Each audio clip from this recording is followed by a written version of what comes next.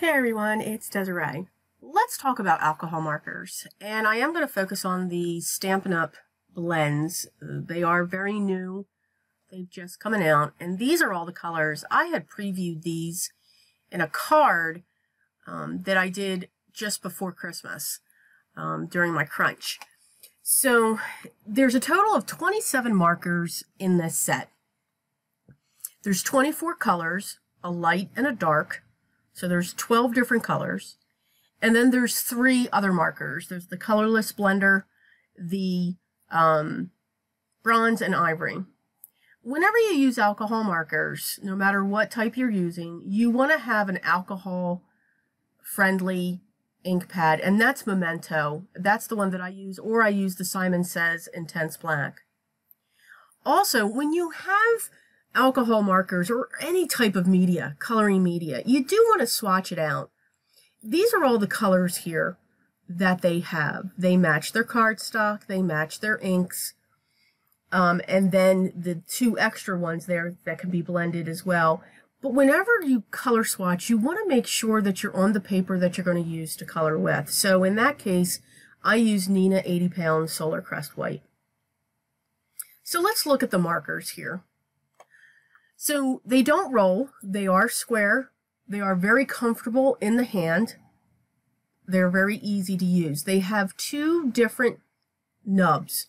So they have a bullet end and they have a brush end. Now you can tell the thicker line that's on top there is the brush end along with the picture of the brush. And then also the thinner line for the bullet. Now remember, whenever you use these markers, you need something to protect your surface because they will bleed through the paper. Because they are juicy. It's alcohol ink. So there you can see the nib, the thin line on that side, and the photo of it. And then on this side you can see the bullet tip, the thicker line, and the picture of the brush. Now their brush is a little bit different looking than other alcohol markers. I've said before that I have the entire set of the Prismacolor alcohol markers. I like them. I will continue to like them. You can see that brush tip does resemble the Copic, and you can see the Stampin' Up has more of a point, which is beneficial. I'm doing a comparison here now of the bullet tips. The Prisma does have a nice bullet tip. I am not the chisel tip end. I don't want my alcohol markers to have that. Where Stampin' Up's is a little bit elongated, which I like as well. It's not taking away from my Prismacolors. These here, the caps are easy to get on and off. They do have a full range. Now, we do not know if they are going to come out with more colors. So they've come out with 12. We don't know if next year, not 2018, but their next catalog, which comes out in June, if they're going to have another set of 12 colors. So, but they do have a teal, they have a peach, an orange, a red, the pink. They do hit every color family when it comes to this. So let's work with them. So this is the Bermuda Bay color. These 2, I will say, are very close. Now, for every color, you have a simple light and you have a dark. How easy can that be? I like Copic's numbering system. That makes it easy, too, to choose your colors to blend as well. But with this, I am one to only use 2 shades because I can get more shades out of 2 markers. I work with alcohol markers very differently. I am not the star Copic colorist. I am very basic. And sorry, sometimes I go out of screen here. You guys know me. It's a little bit crazy, and I realize and go, whoops, and we were going to push it up now. I'm not a star colorist, but I do like working with them. And practice is key. I say that with everything. No one's going to be the star colorist right off the bat unless you've used alcohol markers before. But you can see they blend. I am what is also mainly called a flicker. There's a technical term. I flick my colors on. I very rarely just draw them on, but I will show this. So I used one of the Simon Says lots of circles. because you all know I love that stamp set. And I just stamped a bunch of circles with the Memento ink. we're going to play now. So let's color. So I'm using the coral, Calypso coral color. I'm also one, some people put their dark color down first. Some people put color in the entire piece with the lighter shade, then go in with dark. So here I'm showing covering the entire area with the light color and then coming in with your dark shade. I'm going to zoom in because you'll notice my light color, I don't go completely up to the edge of the Memento ink. Again, there's a lot of ink in these markers. They're very juicy. So the color will blend. If you automatically go up to that line as you're coloring, it may blend outside of that stamped image. So just slightly skim it. Leave a little bit of white. Trust me, it will color in with all the colors that you're going to pull in. So you can see I do that flicking motion. I pull it out and you can see these do blend very well. You don't see immediate results, in my opinion, when it comes to alcohol markers. It takes time for it to settle and blend. So about 30 seconds later, you want to look at your image and you'll see those blends. What I'm showing here is one marker. This is the light. The top is one layer. The next level down is 2 layers. And the next one down is 3 layers. I'm getting 3 different tones. I'm now going to pull in the dark Calypso coral. That's 1. This is 2 layers. And now we're going to go in and I'm going to show you 3 layers. Again, you're going to see that line again after it dries, after it settles. And you're going to see what else you can get from your alcohol markers, even though there's a light and a dark. I am one that has to have every color right off the bat. That's one reason why we won't mortgage the house for the Copics. I love Copics, nothing against them. I'd love to own them, but they're an investment.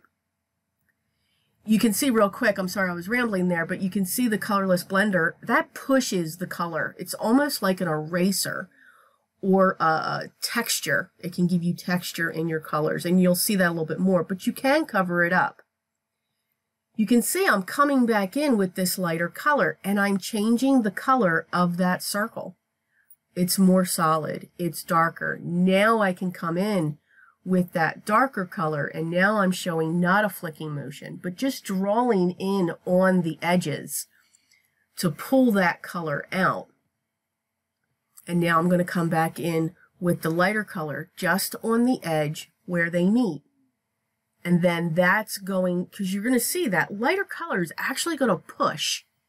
You can see it down there. That's why we tend to go back to the beginning and go back over that color. Alcohol markers will push against each other, just like when you see the craze with alcohol inks. When you drop a color on top of another alcohol ink, it pushes it away. These will do that as well. So here I've pulled out an acrylic block. I'm putting the darker color, just scribbling it on there. And with the lighter color, I'm just going to scroll across it and go over where those two meet. That is another way to get another shade from your markers. Now look at that blend that you got from 2 markers. So you can get that detail, deep blend. You don't need 4 shades. You may not need 3 shades. Sometimes people go into 5. But you can get multiple shades there with these techniques that we're doing. I pulled out the dark shade of Night of Navy. This is an absolutely gorgeous navy color, whether it's the ink, the purple, now the alcohol marker, and then they also have their other markers, their water-based markers. They are not going away either. They're staying in place. Now, those come in the full range of colors. So I'm hoping we do this with these alcohols. So you can see I'm using 1 marker. I colored it in, and then I went around the edge. I have shading there. Don't necessarily have to come in. Here's the colorless blender. Now I'm just touching it with the bullet end. It's pushing away that dark marker that we laid down. So now I've got white dots that are sitting in it. This can also be an eraser. You're going to see that I'm going to take my dark blue and just go out of the line a little bit. Once that dries, you should always wait until it dries. If you come back in with the colorless blender, and of course I'm off camera so you can't see what I'm doing, awesome. If you just touch it, just like what I'm doing here, just dab it. Don't go up, don't scratch back and forth, just touch it. It's actually going to push that marker back into the circle. Wait till it dries, and then go back and do it again, and you will remove that color. Don't use an eraser. There's those 6 areas that I did when it came to that peach color, and look at the different values that you get. That's from 2 markers, and I've got 6 slight shades. So again, 24, 12 light, 12 dark of the main colors. There's also the individual ones, the blender, the ivory, and the bronze. So I'm going to go into this circle. These I'm going to use for like flesh tones that you can, or you can create flesh tones with these. So I laid down a line of my bronze, and now I'm going to come in with my ivory. Go very thin with the bronze if I'm going to use it for flesh, but you can see the bronze and the ivory do go together. They can blend out with each other, and you can get a somewhat of a flesh tone. It is dark, but again, it does dry back, but it would be great to use. But look how beautiful they blend. I really, really am very much enjoying this line. The other neat thing is with 2 other colors that they have. Now again, the only negative thing that I could say about this set is, one, I can't get all the colors, but I'm hoping they come out with them. But that's not their problem. That's me. The Bermuda Bay, the 2 shades I think are really close. They're very, very close to each other, and you can see that, which is okay.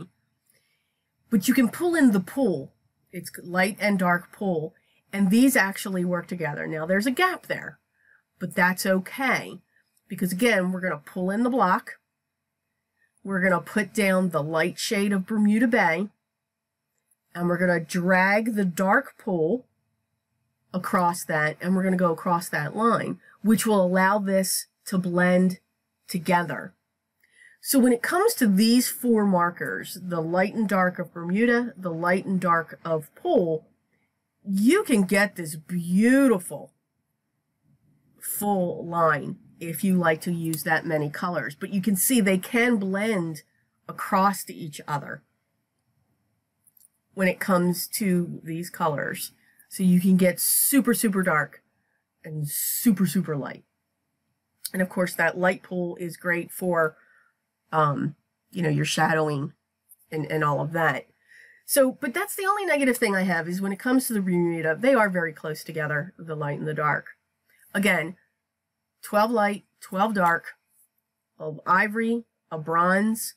They are $4.50 a piece, which is a nice price point. They're $9 for 2, so you can get cherry cobbler, light and dark, in a set.